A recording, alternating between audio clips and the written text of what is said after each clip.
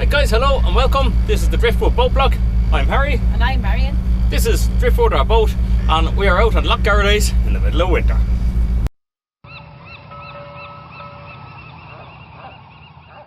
So, Halting Shore is back that direction there, and I just pan around here.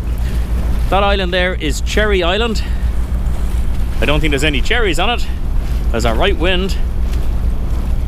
That's a headland there ahead of us, and that's Church Island over there. Now you may remember the last time we came up we went onto the right hand side of Church Island, but what we're doing at this stage is we want to just avoid the worst of the wind, so we're going to go around the other side of Church Island. We're going to try and keep into a bit of the lee. I don't know if you can see the motion of the boat, but it's just a little bit rocky because those waves are coming from that bay in there. So they've travelled quite a bit before they reach us. But if you see up ahead, you can see there's calm water again. Whereas if we had gone onto this side of the lake over here, the waves would have travelled an awful lot further and they'd be quite large by the time they reach the far shore. So we're kind of keeping into the lee of this headland here now. We're going to go between Church Island, which is here, that headland, and again we'll keep into the lee. It's not that it's excessively choppy or anything, it's just an exercise in keeping it comfortable.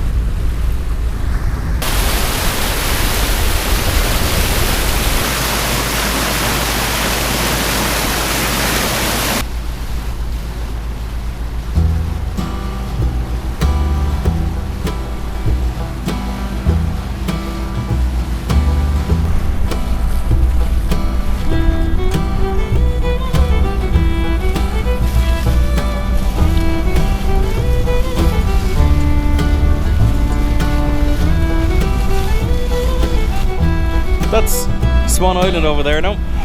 Swan Island, years ago there was a restaurant there.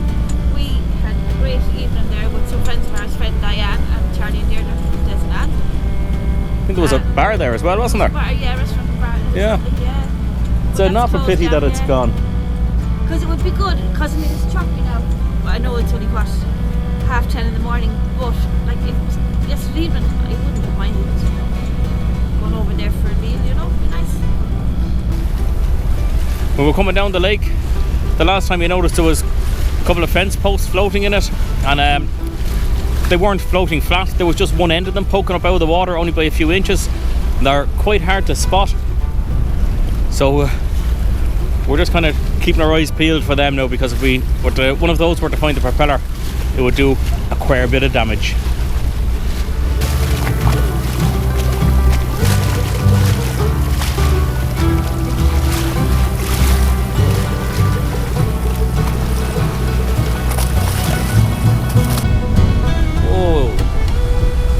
Cutting wind here now, but it's still lovely.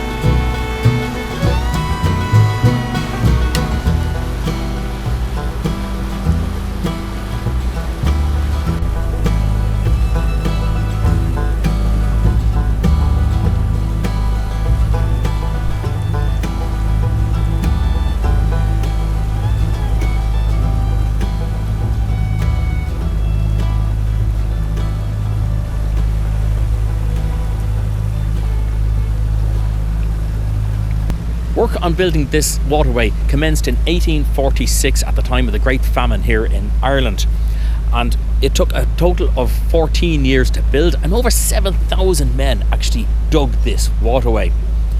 When it did open, it's remained open for 9 years, and during those 9 years only 8 boats actually passed through it. By the time it had been opened, it had already been superseded by the railway network.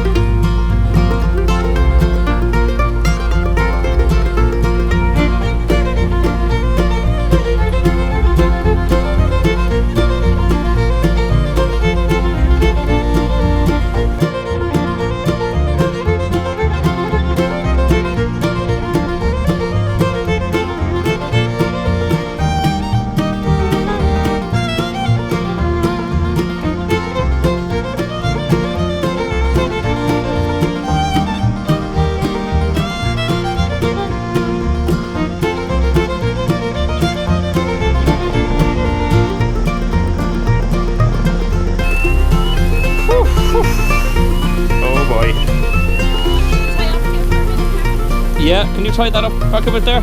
Or, here, I'll give you down the blue one first of all. Here.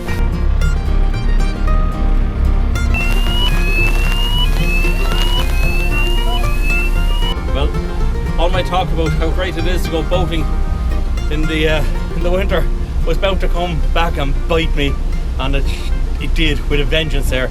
We just got a downpour. It absolutely torrential rain. So luckily I was on board. I was able to get in and out of most of it. Poor Marion was outside doing the lock, so she got drenched. She's inside getting changed now at the moment. So I've had a change of hat. This is my extreme sun and extreme rain hat, and it worked well in both. Right, time to get moving again. Let's hope that rain stays off for another while. Make sure to join us in the next episode as the winter clouds give way to some lovely bright winter sunshine. We get some nice clear blue skies, and we'll continue our journey along the Shannon Earn waterway. And in the next episode we're going to head up to the beautiful Kilty Barton Loch, and we'll stay overnight on a lovely island jetty up there. So looking forward to seeing you then. Thanks for watching, guys.